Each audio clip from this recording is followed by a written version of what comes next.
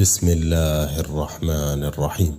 السلام علیکم ورحمۃ اللہ وبرکاتہ۔ عنوان: سفر میں سنتیں پڑھنا افضل ہے یا قضا نمازیں؟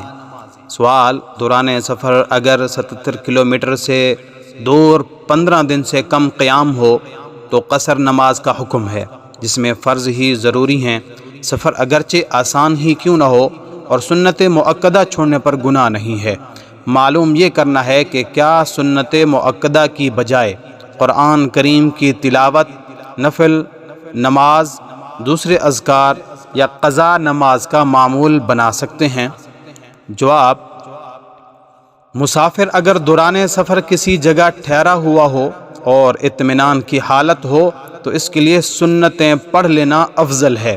اس لیے بہتر یہ ہے کہ آپ پہلے سنن مؤکدہ ادا کریں، اس کے بعد جو وقت بچ جائے اس میں قضا نمازیں اور ذکر وغیرہ کر لیا کریں۔ اللہ کریم سے دعا ہے اللہ مجھے اور آپ سب کو دین کے مسائل سمجھنے اور اس پر عمل کرنے کی توفیق عطا فرمائے۔